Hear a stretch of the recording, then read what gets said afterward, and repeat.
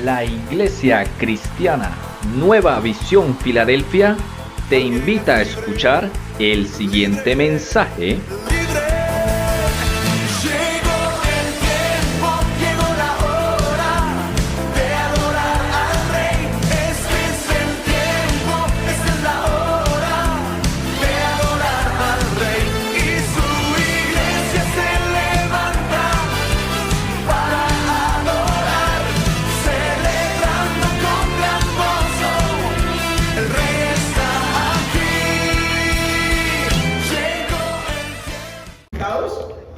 Y a los que están presentes, pues, quería compartir con ustedes el tema que ya lo hemos visto en otras ocasiones de el rico y Lázaro.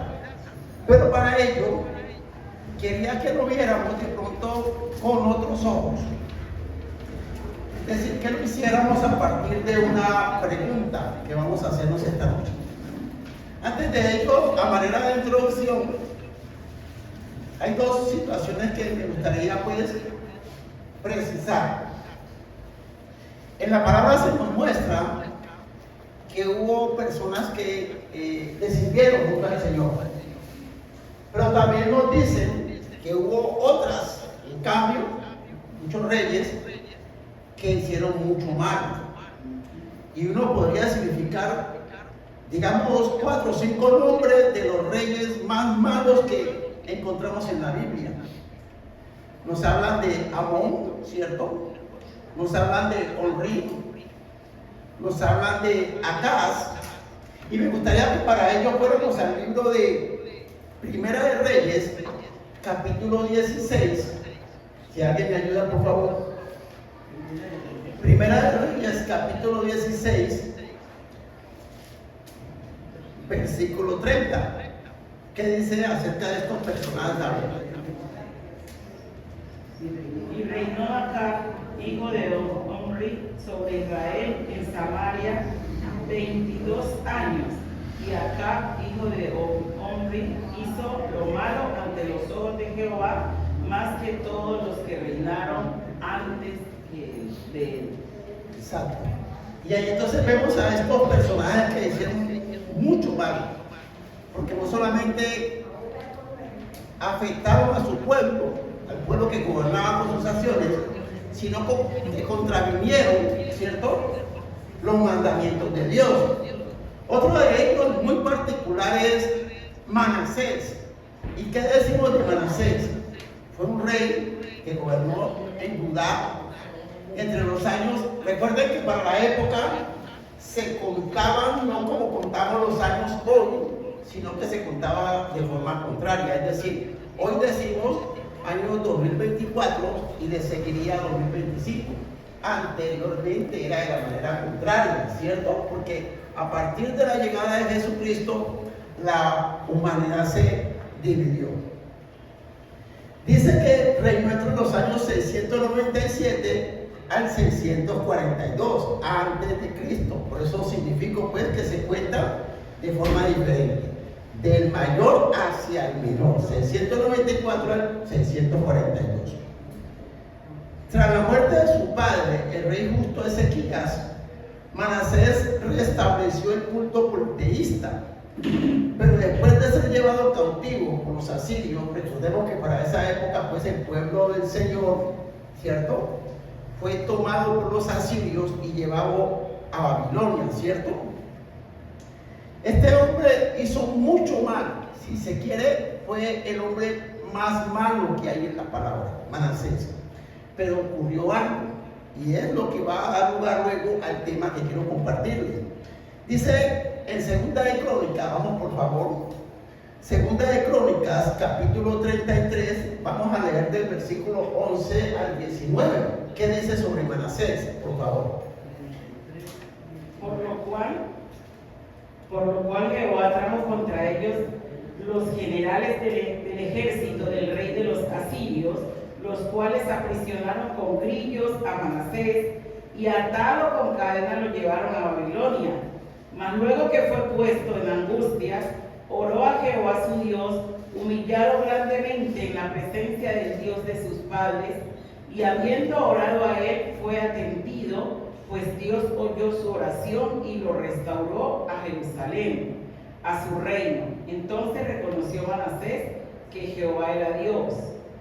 Después de esto edificó el muro exterior de la ciudad de David, al occidente de Gihón, en el valle, a la entrada de la puerta del pescado, y amuralló Ofel, y elevó el muro muy alto, y puso capitanes de ejército en todas las ciudades fortificadas de Judá. Amén. Entonces, para sintetizar lo que estamos diciendo es que siendo el rey el hombre más malo, ¿cierto? Luego, ¿qué pasó? Se arrepintió. Sí, se arrepintió, qué pena, sí.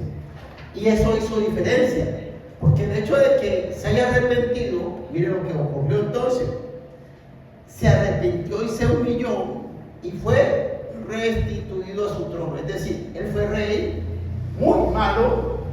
Dios permitió que los asirios lo tomaran cautivo, se lo llevaron a Babilonia, y allá, sufriendo mucho, fue que se arrodilló, se humilló y le pidió al Señor, y el Señor lo restituyó a su trono. ¿Ven? Entonces, para significar entonces que entre los más crueles y malvados encontramos en la Biblia, pues acá ya lo vimos, se destacó por su adoración al Dios Baal y la persecución de los profetas, ¿cierto? Fue una persona que hizo mucho mal para la iglesia de ese momento. También ya dijimos Manasés, pues, recordado por su idolatría, por sus crímenes. Y por último, Herodes el Grande, conocido por la masacre de los inocentes en Belén, cierto que ya es una historia que hemos conocido. Otro tema, ya apartándonos de estas personas malvadas, pues que queríamos significar para comenzar, es la diferencia que hay entre Israel y Judá. Y es bueno que nosotros lo sepamos. ¿Por qué lo digo? Porque el pueblo de Israel era un solo pueblo. Pero ¿qué pasó? Que siendo rey Saúl, ese pueblo se dividió. Y nosotros hemos escuchado que la palabra dice, Saúl mató a sus 1000 y David a sus 1000. El pueblo se dividió. Es decir, a pesar de que existía un rey, Saúl, el pueblo quería más, ¿cierto? O gran parte del pueblo, quería más a David. Y entonces es necesario que para nosotros como cristianos tengamos esa diferenciación, porque entonces el pueblo se dividió. Ya sabemos que un número grande de tribus se fue con David y otro grupo se fue con Saúl. Y entonces, ¿qué pasó? Hay una diferencia entre un pueblo y otro. Me refiero entre Israel propiamente y Judá. Y la gran diferencia está en el nombre del reino del norte, o sea, el pueblo más grande, más poblado, que se separó de la dinastía de David. Es decir, la gran mayoría se fueron pues con Saúl. Mientras que Judá, que era el pueblo pues al que tomó David, ¿cierto? Era el reino del sur, ¿cierto? Entonces esa diferencia debemos tenerla clara. El pueblo del norte, que era mayoría, se fueron con Saúl, y el pueblo del sur se fueron con David. Bien. Tenían entonces los del sur su centro, su capital, llamémoslo así, a Jerusalén, y la tribu de Judá. Dice que se aferraron a la línea original. Históricamente Israel se refiere al nombre del territorio y pueblo de la tribu del norte. Es decir, ¿a quién se le llamó Israel? A los que se quedaron pues con Saúl, ¿cierto? Y dice que Judá, en cambio, a la tribu del sur, que permaneció leal a la casa de David, dando origen al término judío para el pueblo. De allí viene entonces, es bueno, dice la palabra, que hay que conocer la historia para no repetirla. Porque indistintamente la persona nos cita a Jerusalén, a Israel y a Judá, y hay que tener claridad en esa diferenciación, porque es sano saber de cuál de los dos reinos se está haciendo mención. Bien, esos dos parámetros, entiéndase, la reseña de los hombres malos, pero también la conformación del pueblo de Israel pues el pueblo del Señor, que tuvieron esa separación. Necesario es para entrar al tema que quiero compartir con ustedes hoy. El tema lo hemos querido llamar: si el hombre rico alcanzó misericordia. Es decir, vamos a ver el pasaje que hay en la Biblia sobre el rico y Lázaro, pero lo vamos a ver desde la óptica de la pregunta. La pregunta es clara. La pregunta es: ¿qué piensan ustedes? ¿El hombre rico alcanzó misericordia? Es una pregunta que les hago para que estemos atentos hacia en una nueva lectura que hagamos esta noche encontramos o no indicios de que eso fue así o no. Primero, ¿qué es misericordia? Resulta ser que usted y yo no nos vamos a salvar porque leamos la Biblia, ni siquiera porque vengamos a los cultos, ni siquiera porque adoremos a algo determinado. Usted y yo seremos salvos por misericordia. Entonces, bueno no fuera saber qué es. Dice: es un acto de amor incondicional, compasión y perdón que se da a la humanidad, incluso cuando ésta no lo merece. O sea, es algo que se da sin esperar nada. Es más, ni siquiera merece que se le dé nada. Pero a usted y a mí nos dieron misericordia. La Biblia describe el tamaño de la misericordia. Dice que es inconmensurable, sin límites, es eterna. Incluso la compara con la altura de los cielos. ¿Ustedes saben cuánto hay de aquí al cielo? Creo que todavía los científicos no llegan. Leemos el Salmo 103, que nos dice al particular, por favor. Salmo 103, del 8 al 12.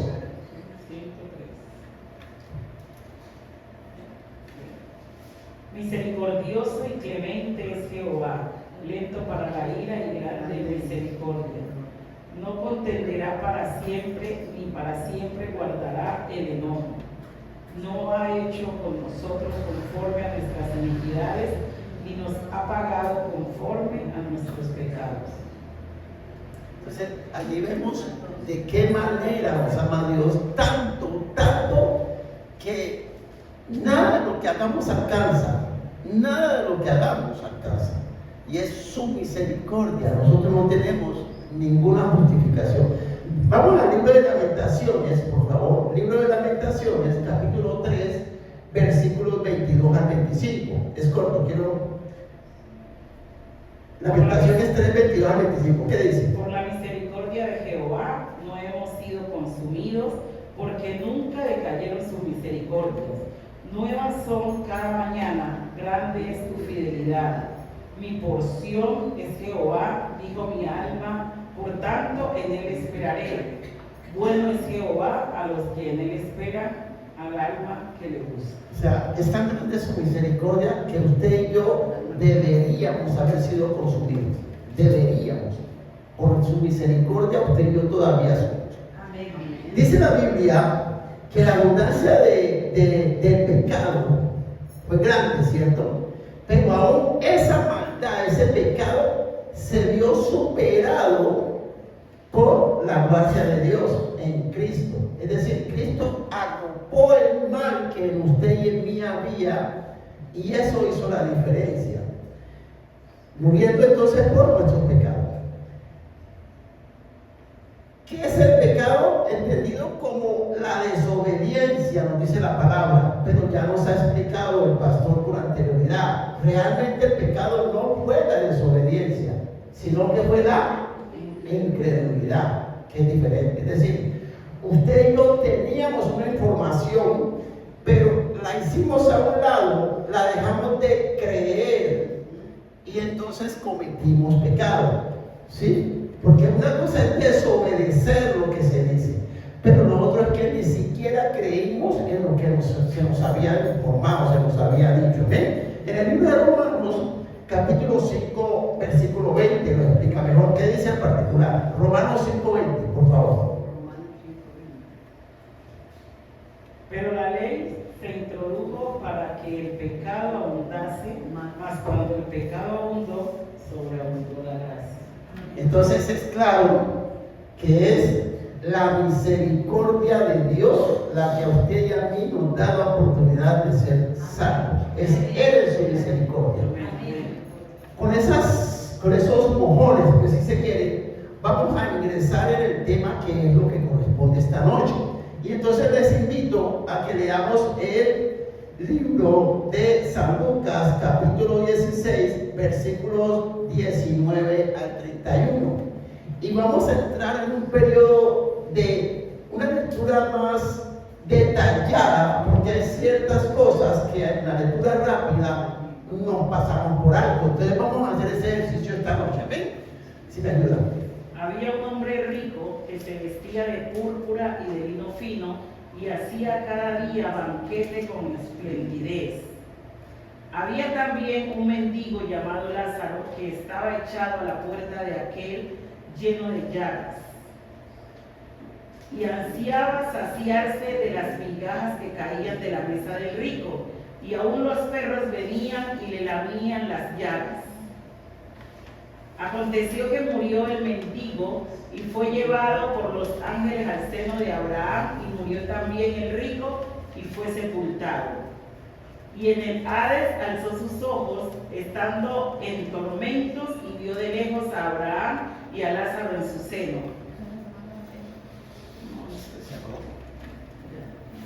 Entonces él, dando voces, dijo: Padre Abraham, ten misericordia de mí y envía a Lázaro para que moje la punta de su dedo en agua y refresque mi lengua, porque estoy atormentado en esta llama. Pero Abraham le dijo: Hijo, acuérdate que recibiste tus bienes en tu vida y Lázaro también males.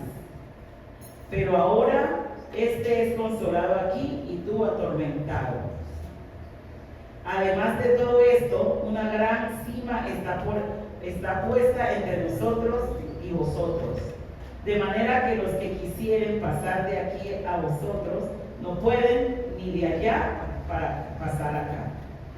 Entonces le dijo: Te ruego pues, Padre, que le envíes a la casa de mi padre, porque tengo 5 hermanos, para que les testifique, a fin de que no vengan ellos también a este lugar de tormento. Y Abraham le dijo: A Moisés y a los profetas tienes, óiganlos.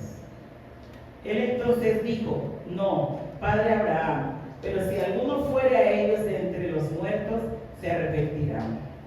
Mas Abraham le dijo: Si no oyen a Moisés y a los profetas, tampoco se persuadirán, aunque algunos se levantaren de los muertos. Bien, muchas gracias. Vamos a hacerlo entonces ahora, pero de forma más lenta. Ese es el ejercicio que les propongo. La pregunta, no se olviden, la pregunta inicial es: ¿el rico alcanzó misericordia? Esa sería la pregunta. Y entonces en esa lectura que vamos a hacer, yo les confieso, inicialmente decía: no, la palabra dice que no alcanzó misericordia. Pero luego lo cambié, ¿sí? Por algo que voy a anotar luego. Pero ya hoy la idea volvió a variar y vamos a hacer el ejercicio. Entonces, miren cómo comienza la lectura. Dice: coloquémonos más, los lentes mejor. Había un hombre rico que se vestía de púrpura, y de lino fino. Se entiende que una persona que vista por ese tipo de ropas no era cualquiera, era una persona muy distinguida. E incluso en el libro de Apocalipsis se nos refiere que las vestiduras del personaje aquel son de esa forma. ¿Cómo viste el Papa? Con lino y con púrpura y ese tipo de cosas. Pero bien, dice: y cada día, y hacía banquete con esplendidez cada día, es decir, hacía sus rumbas, sus fiestas, sus celebraciones diariamente, porque tenía pues la capacidad, ¿cierto? Bien, Había también un mendigo llamado Lázaro. Llama la atención que en cuanto a Lázaro lo cita con nombre, del rico no dice el nombre. Y eso tiene que decirlo, porque hasta en eso el Señor se cuidó, ¿sí? Para no señalar, que es cosa que es dado a nosotros estar señalando, fulanito la embarró, entonces aquí no, aquí se le da la oportunidad de que la persona se reconsidere. Bien, este Lázaro que estaba echado a la puerta de aquel lleno de llagas, es decir, la condición de Lázaro, además de que era mísero, es decir, no tenía dinero ni siquiera para alimentarse, estaba enfermo, ¿cierto? Tenía llagas, que en esa época es lo que se llama un cáncer hoy, ¿cierto? Algo como determinante para su vida. Sigamos leyendo. Y ansiaba saciarse de las migajas que caían de la mesa del rico, y aún los perros venían y le lamían las llagas. Alguien me decía, hablando con alguien, que el hecho de que un perro lama las heridas de una persona, resulta ser que ese lamer del perro produce sanidad, ¿cierto? Produce curación.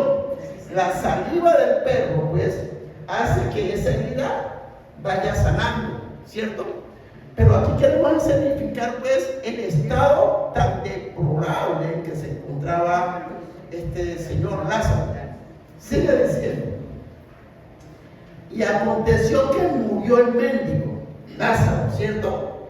Y fue llevado por los ángeles al seno de Abraham. Entonces hagamos un paréntesis ahí. ¿Qué es eso del seno de Abraham? Entonces, el seno de Abraham es un lugar de consuelo, de descanso, de satisfacción y paz, donde los justos muertos esperan la redención. Es decir, es un estado intermedio, ¿sí?, del lugar donde las almas esperan la resurrección final. Entre la tierra y el cielo se tiene ese lugar intermedio como el lugar donde van las personas que, siendo justas por el Señor, van a ser luego de ese lugar tomadas para ser llevadas con Él, ¿cierto? Bien, sigue diciendo entonces la lectura. Y murió también el rico y fue sepultado. ¿Por qué no dice la lectura que Lázaro fue sepultado? En cambio del rico dice fue sepultado. Es decir, ¿qué significa? Que este hombre, yo me imagino la calidad de tumba que tuvo, la calidad de, ¿cómo se llama eso? Panteón, ¿no? Donde entierran a esos muertos. Es decir, aún en su muerte, este hombre se distinguió. Yo me imagino que al pobre Lázaro, si lo echaron por allá como NN, fue mucho, pues, ¿cierto? A diferencia de este hombre rico, que fue con toda la pompa, con todos sus honores, sepultado. Bien, sigue diciendo entonces, vamos viendo detalles, y aquí es donde yo comienzo a mirar. Dice así, y en el Hades, oiga pues, alzó sus ojos, estando en tormento, y vio de lejos a Abraham y a Lázaro en su seno. Tomemos allí, porque dice es que en el Hades, ¿quién se encontraba en el Hades? El hombre rico, ¿sí? Entonces, ¿qué es eso del Hades? A diferencia de lo que es el seno de Abraham, que ya acabamos de ver, este se encontraba en el Hades. Entonces, Hades es un sitio de tormento, ¿sí? Ya vimos que era el seno de Abraham, ¿cierto? En cambio, el Hades, perdón, es un sitio de tormento. Pero miren lo que pasa aquí. Y el Hades alzó sus ojos. Entonces, como decimos por ahí, metiéndonos a la película, si eso es así, si yo no estoy, ¿cómo decirlo?, a la par con ustedes, ¿cierto? Yo los miro así horizontalmente, pero aquí me está diciendo que el rico, en la posición que se encontraba con respecto a donde estaba Lázaro y Abraham, él tuvo que levantar la mirada, ¿cierto? ¿Lo dice? Dice, alzó sus ojos estando en tormentos y vio de lejos a Abraham y a Lázaro en su seno. Hasta ahí muy bien. Es decir, por eso les hacía la propuesta de que hagamos una lectura más pausada. Regularmente nos ocurre que cuando leemos un pasaje bíblico no lo podemos leer como leer un libro cualquiera. Si yo me leo Quijote, no sé, cualquier libro gordo independiente, pues yo paso y bien. Pero es que este libro, una coma, una palabra hace diferencia. Este libro es muy especial, es especial. Entonces miremos, dice, entonces él, hablando del rico, ¿cierto? Dando voces dijo, Padre Abraham, o Juanito. La expresión Padre Abraham significa entonces que este hombre era judío, ¿cierto? Era judío. Porque no es que Abraham haya sido el papá, el abuelo, el bisabuelo, el tatarabuelo, ¿cierto? No se le llamaba abuelo, padre, bisabuelo, no. Antes se decía padre, hijo, ¿cierto? Es decir, mis abuelos son mis padres, mis tatarabuelos son mis padres. Por eso este hombre le llama padre a Abraham. ¿Qué quiere significar? Que este hombre era judío. Este hombre rico era judío. Y Abraham era el líder, era el padre de ellos. Entonces, ¿qué podemos concluir? Que habiendo sido judío, no vivió como tal. Porque teniendo, nunca se preocupó por los demás. Amén. Sigamos acá entonces. Por eso les digo, son detalles que de pronto en una lectura rápida pasamos de vista. Dice, Padre Abraham, ten misericordia de mí. ¿Se acuerdan por dónde empezamos? Misericordia, ¿cierto? Y envía a Lázaro para que moje la punta de su dedo en agua y refresque mi lengua, porque estoy atormentado en esta llaga. Acá hay varias cosas. Primero, como ya lo dijimos, le dice padre a Abraham, lo cual significa no que sea hijo, sino que es de esa descendencia, es decir, es judío. ¿Se fue? Aquí estoy. Pero mira lo que dice a continuación. Envía a Lázaro. Yo me imagino, metiéndonos a la película, este hombre estaba en condiciones de exigir algo. Él vivió bien, nunca se preocupó por los demás. Y ahora que está, ¿dónde está? Comienza a exigir. Vea, Abraham envía a Lázaro. ¿Será? Entonces, no le era dado, sino atendiendo a misericordia, clamar por misericordia, como bien lo dice, pero no le da órdenes a Abraham para que envíe. Es más, sigue desde su condición de rico, envía a Lázaro. Es decir, para él Lázaro sigue siendo eso, un mensajero. Envía a Lázaro para que moje su dedo. ¿Dónde está Lázaro? En el seno de Abraham. Para que moje su dedo. Entonces, en el seno de Abraham hay agua, ¿cierto? Que no en el Hades. Porque acá donde estoy siendo atormentado, estoy en llamas. Entonces, a diferencia del Hades, donde no hay agua, en el seno de Abraham sí. Y entonces le están pidiendo a este hombre, manda a Lázaro que moje su dedo para que me dé a mí. Y miren la respuesta. Dice, pero Abraham le dijo, hijo, lo llamó hijo, ¿sí? Ojo, le llamó hijo. ¿Qué le quiere decir con eso? Lo está reconociendo Abraham, usted era de los míos, usted era de mi tribu, usted era de mi gente, pero no se comportó como tal. Mira lo que sigue diciendo. Hijo, acuérdate que recibiste tus bienes en tu vida, y Lázaro también males, pero ahora este es consolado aquí y tú atormentado. Hagamos un paralelo. ¿Qué es esto de bienes y qué es esto de males? Cuando hablamos de bienes, ¿cierto? Se refiere a ¿qué? A bendiciones. El rico recibió bendiciones en vida. Aquí en los huesitos hay carnita, como decía un amigo por ahí.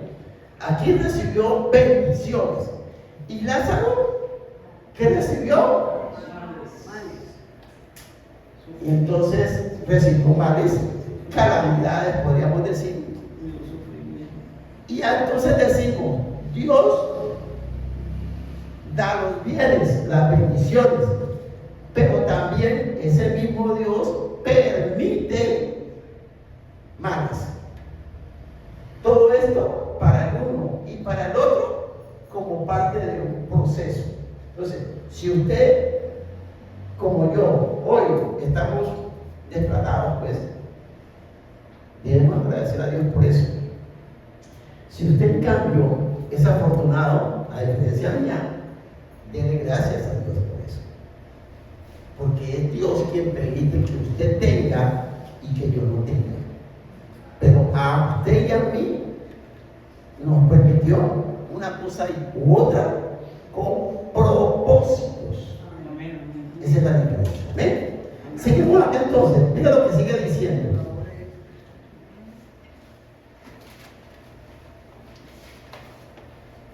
Además de todo esto, es decir, que era uno rico, que el otro recibió bienes y que el otro recibió fue males, dice,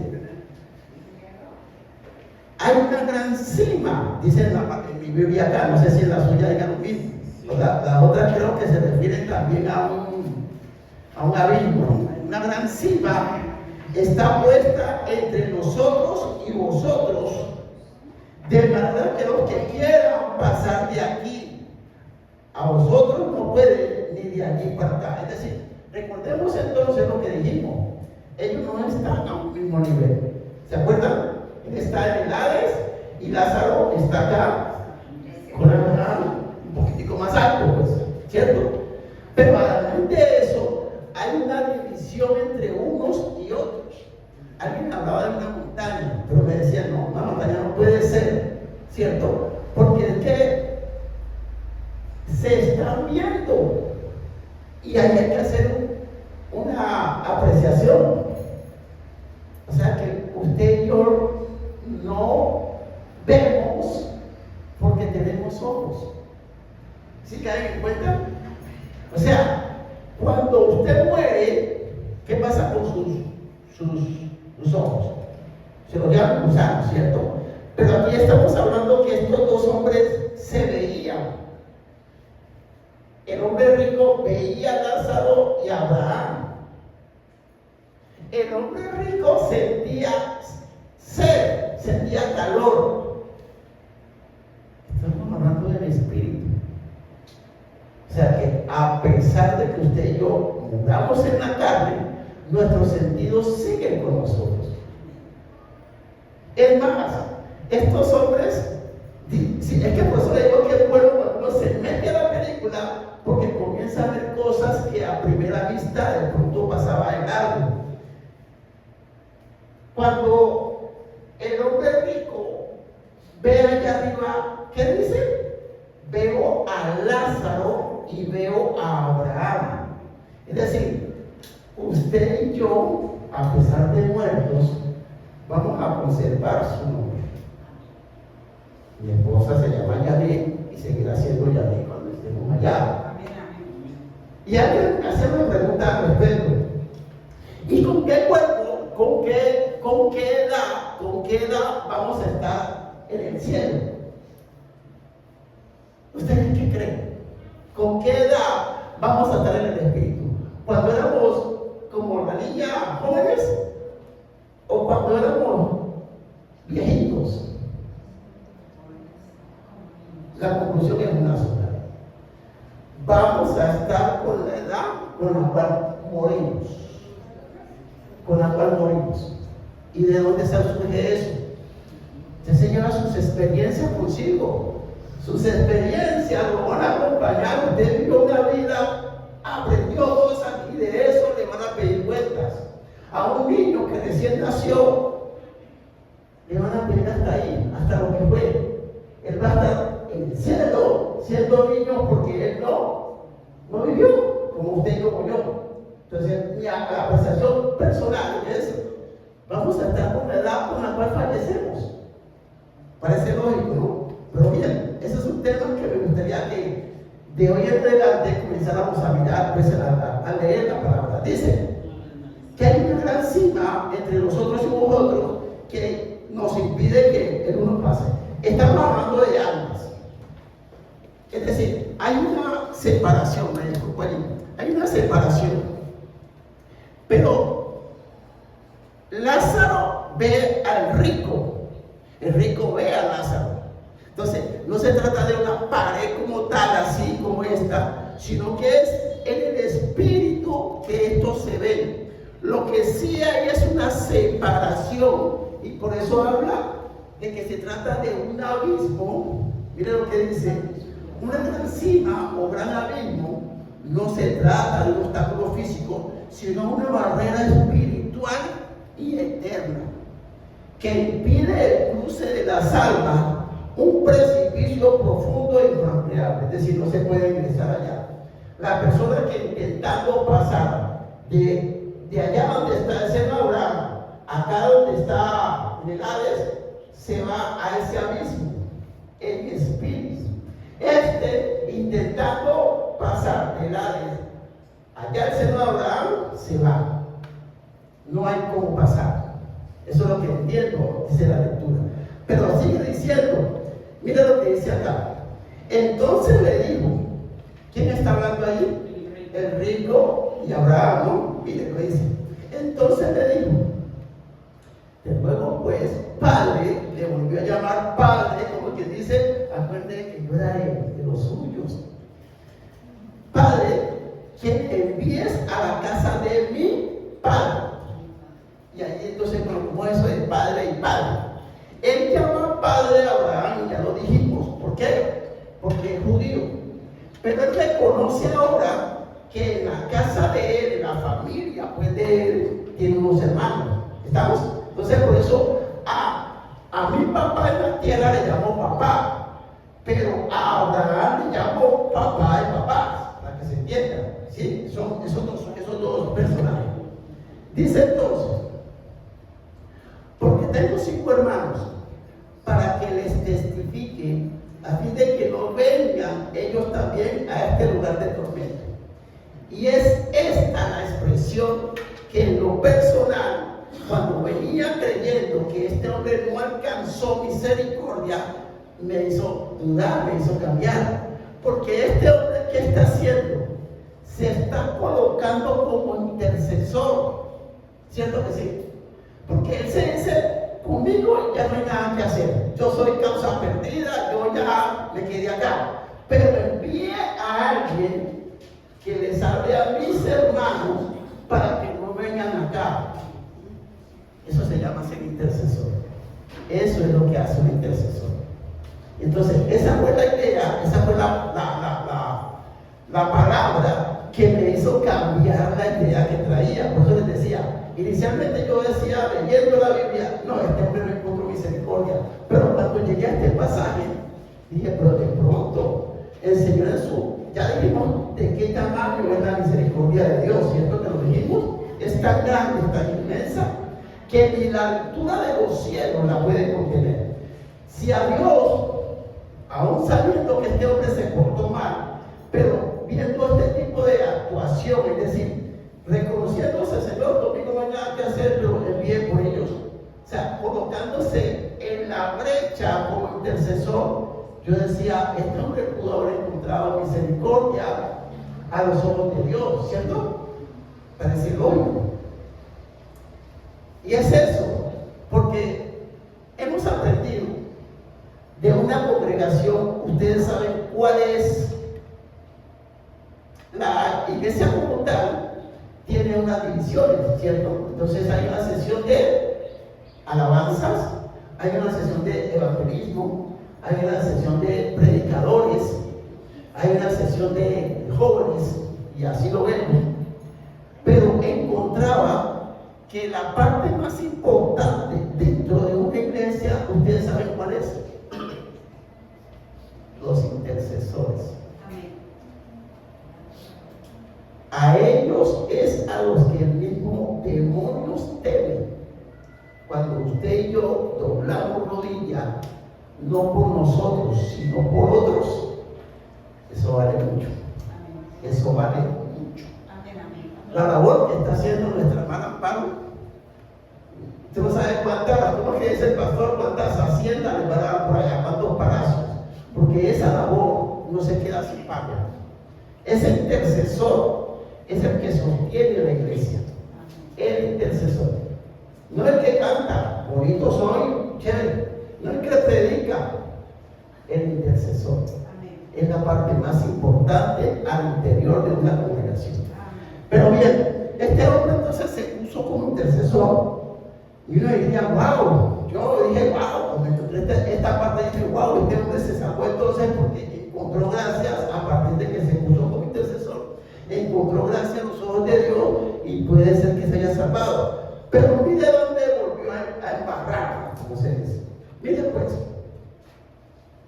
porque tengo 5 hermanos para que les testifique a fin de que no vengan ellos también a este lugar de tormento, ¿cierto que sí? Y Abraham le dijo a Moisés y a los profetas tienen, óiganos, a ustedes y a mí esa palabra debe resonarnos hoy. Usted y yo estamos vivos. Y usted y yo sabemos que existe Moisés, ¿cierto que sí? Sabemos que existen como Moisés otros profetas. Y nos están diciendo, óiganos hoy para que no nos pase como el hombre rico, que cuando ya estuvo allá, ay, ¿cómo así usted me envió profeta y me envió? Yo nunca lo vi, nunca me interesé por escucharlos. Entonces, dice, él entonces dijo, el hombre rico, no, padre Abraham, pero si alguno fuere a ellos de entre los muertos, se arrepentirá. Ustedes se imaginan que aquí llegue una persona que usted y yo sepamos que murió y la veamos entrar aquí. Ustedes se imaginan cómo sería eso. Yo creo que más de uno sale corriendo, ¿no? Eso es lo que está diciendo de allí. Envíe a alguien de entre los muertos para que crean. Yo lo pongo en duda, ¿cierto que sí? Bien, para que se arrepientan. Mas Abraham le dijo, si no oyen a Moisés y a los profetas, tampoco se persuadirán, aunque alguno se levantare de entre los muertos. Entonces lo que Abraham le está diciendo es, ¿usted cree? Le mandé profetas, le mandé a Moisés y no le creyeron. ¿Le voy a mandar un resucitado para que crean? No, tampoco. ¿Cierto? Pero lo importante no es que el tema esté, no es que haya pasado por un hombre rico. El problema es que hoy está pasando. Hoy está sucediendo que personas no quieren escuchar ni a Moisés, ni a los profetas, ni al pastor, ni a nadie que les hable la palabra de Dios. Terminamos por esto, mis hermanos. Esta parábola nos dice 4 cosas. Vamos a ver si nos precisamos en eso. 1. Que las decisiones tomadas en vida determinan el destino eterno. ¿Sí? Hoy, mis hermanos, con esto vamos concluyendo. Vamos a tratar de precisar entonces de este compartir de la palabra 4 cosas. Que las decisiones que usted y yo tomemos hoy, que estamos vivos, van a determinar si estamos allá o no. ¿Cierto que sí? Ese es uno. Segundo, dice la importancia de la compasión hacia los pobres. Si Dios a usted, ojalá a mí, le dé bienes, ya sabemos a qué se refiere bendiciones, ¿cierto? ¿Es para que qué? ¿Para que Gabriel? No, es para que comparta, tenga compasión de los que no tienen bendiciones. Para eso son. esas bendiciones. Amén. 3. La riqueza material no garantiza que vayas a ir al cielo. Y no estamos diciendo pues que el rico no va a ir al cielo, el rico puede ir al cielo. Todos sabemos que se va al cielo, ¿por qué? Misericordia. Si este rico compartió de sus bienes, de sus bendiciones con los pobres, seguramente, ¿cierto?, encontró misericordia a los ojos de Dios. 3. Y por último, ¿cierto?, dice, escuchar la ley, la palabra y los profetas es suficiente para la conversión. ¿Sí? Escuchar la palabra y los profetas. Con esa información usted y yo debemos tomar una decisión. ¿Seguimos a Cristo o no? ¿Cierto? Nos llegó la información, mire, Gabriel, usted encuentra salvación si usted, eso que dice la palabra, o eso que le dice el profeta de parte de Dios, usted lo pone por obra, usted va a encontrar misericordia a los ojos de Dios. La decisión es personal, ¿cierto? Entonces, allí queda, mis hermanos, que ni siquiera una manifestación de milagro, un milagro como este hombre pedía, es decir, que un muerto se levantara y que le fuera a testificar a los hermanos de él, eso es un milagro, ¿cierto que sí? ¿Eso ocurrió? ¿No ocurrió en la Biblia que un muerto resucitó? Sí. La pregunta es, ¿qué hicieron esas personas que habiendo visto morir a Lázaro, después lo vieron andando por ahí? ¿Ustedes qué creen? ¿Qué dice la Biblia de eso? Sería bueno que nos cuestionáramos, ¿no? ¿Qué pasó con las personas que vieron a Lázaro muerto? Incluso ya olía feo. Y después lo vieron andando por ahí comprando la panadería. ¿Ustedes qué creen? ¿Será? Porque la palabra dice que ni a una manifestación de milagro, dice. El corazón que está dañado.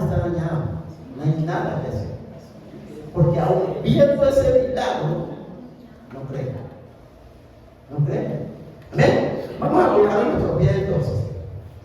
Vamos a pedirle a nuestro Señor que esta palabra que nos la ha leído en muchas ocasiones, en esta noche tenga el efecto para el cual Dios quiere o Dios la envía, y que yo haya sido su instrumento para que recordemos, ¿sí?, que la actividad de Lázaro, tanto como la del rico, es determinante en tanto entendamos que para uno y para el otro Dios permitió propósito, que ojalá en nuestras vidas, Señor, estemos cumpliendo ese propósito para el cual nos bendices o nos mandas calamidades.